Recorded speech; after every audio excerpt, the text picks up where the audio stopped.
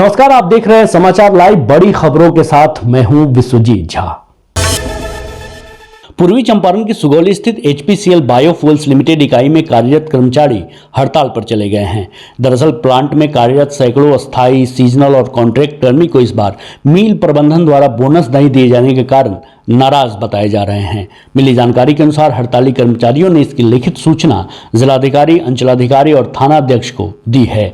अपनी मांग को लेकर हड़ताल पर बैठे कर्मियों ने बताया कि विगत कई वर्षों से 2022 तक सभी कर्मियों को बोनस मिला था, परंतु इस वर्ष जब सामने पर्व और त्योहार का समय है तो मिल प्रबंधन द्वारा बोनस नहीं दिए जाने की बात बताई जा रही है, जिसको लेकर बीते सोमवार और मंगलवार को कर्मियों ने मिल प्रबंधन से बात किया, पर मिल प्रबंधन द्वारा इस बार बोनस देने से बिल्कुल इनकार कर दिया गया।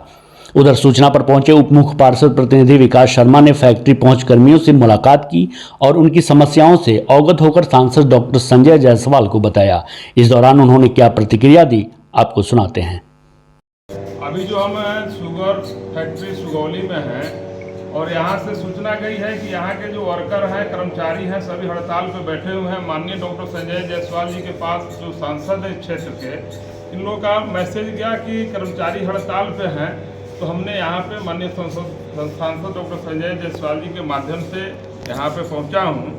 अभी मैं जब इन लोगों का मांग पत्र देखा, इन लोगों का जो समस्या है, जो ये अपने मांग को लेकर के अनिश्चितकालीन हड़ताल पर बैठे हुए हैं, यह इनका जायज़ मांग है, क्योंकि फैक्ट्री के द्वारा इन्हें बोनस दिया जा रहा था, जो अभी फ़िलहाल बंद कर दिया गया है।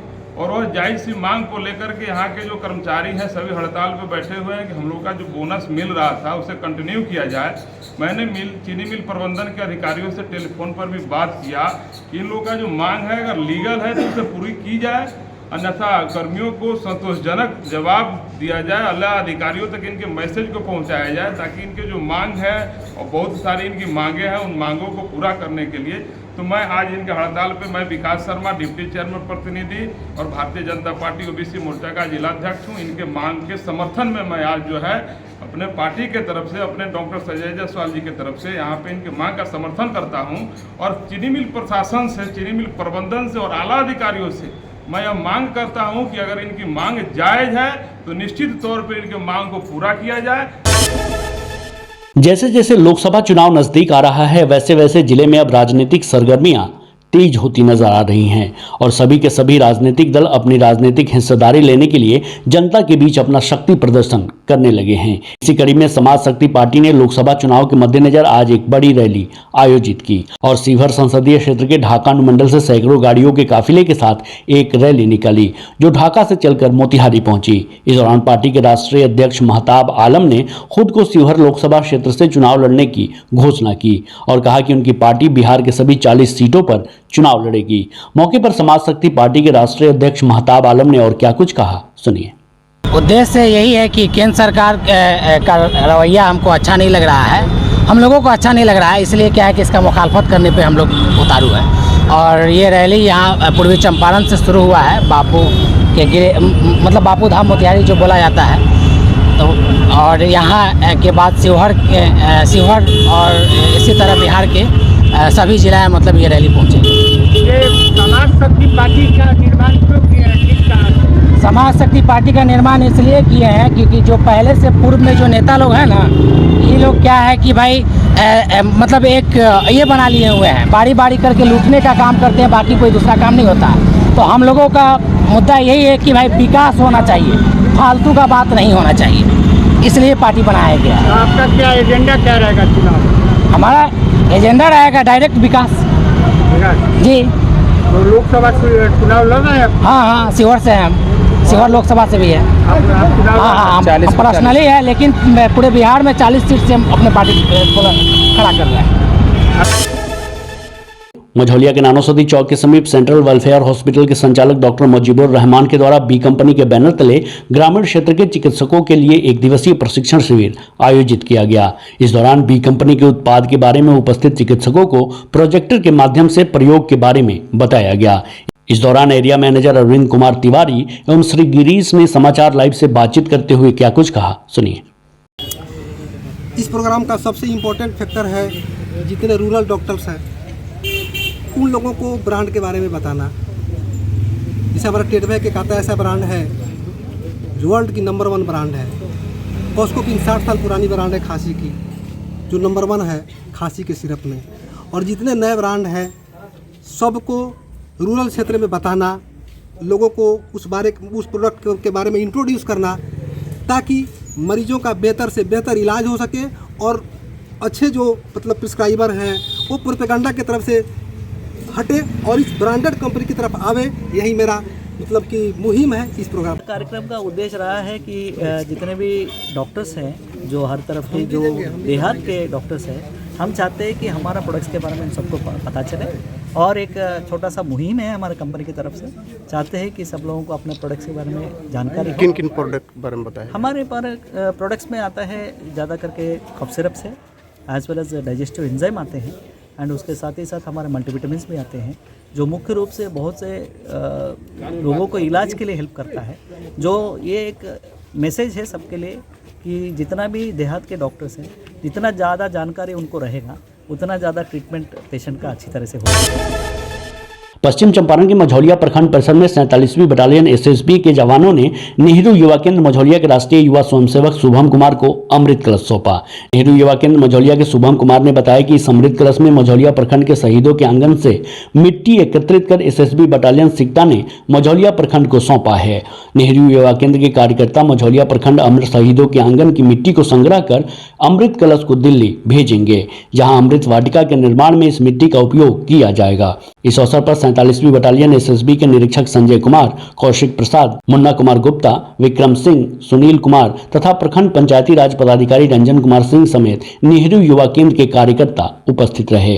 अमृत कलश पाकर नेहरू युवा केंद्र के कार्यकर्ता उत्साहित नजर आए। कि यहाँ पे सभी घर से मेरी माटी और मेरा देश के अंतर्गत इस कार्यक्रम को किया गया है, जिसमें हर घर से मिट्टी लेकर के अमृत कलश के तौर पे, और इसे दिल्ली में जो अमृत वाटिका बन रही है उसमें इस मिट्टी का योगदान लिया जाएगा। और वहाँ पे सभी शहादत जो हुए हैं उनके लिए, उनकी याद में इस मिट्टी को सौंपा जाएगा वहाँ पे। और इसी का मूल रूप से मेरी माटी मेरा देश, जिसके अंतर्गत पूरे देश से जो शहीद हुए हैं देश के लिए, समाज के लिए, उनके आंगन से यह मिट्टी एकत्रित की जा रही है।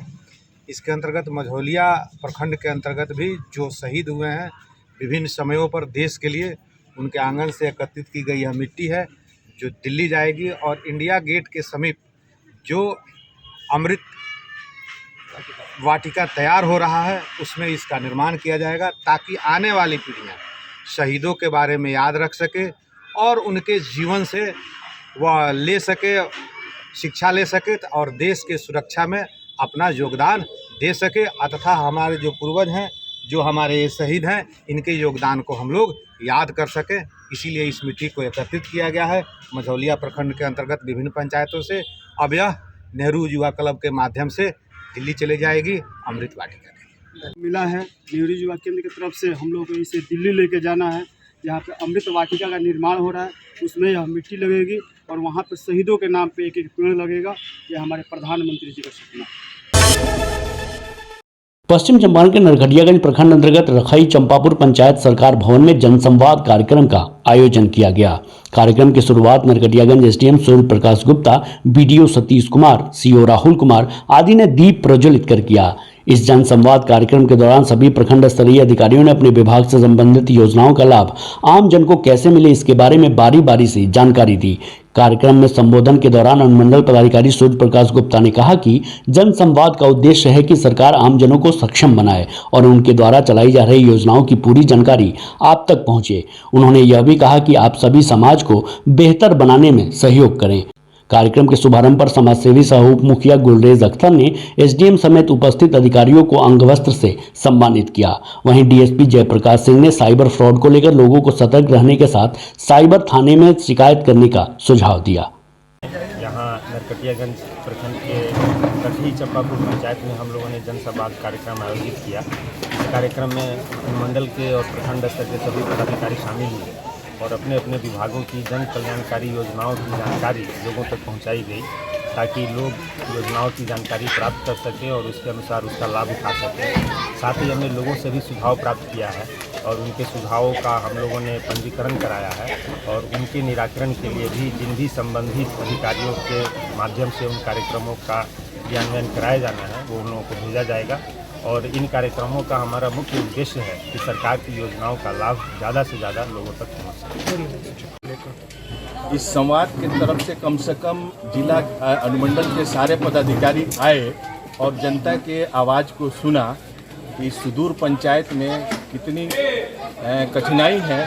इसको हम जो कहते जनता खुद कही है और इस बात के अनुमंडल के सारे पदाधिकारी उस बात को सुने हैं।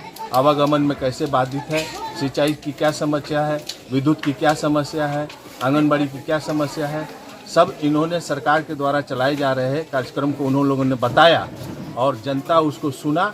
और जनता को उसको सुनने से ये फ़ायदा है कि कम से कम सरकार के द्वारा जो चलाई जा रही योजना है उसको स्वयं अधिकारी आके जनता के बीच रख रहे हैं।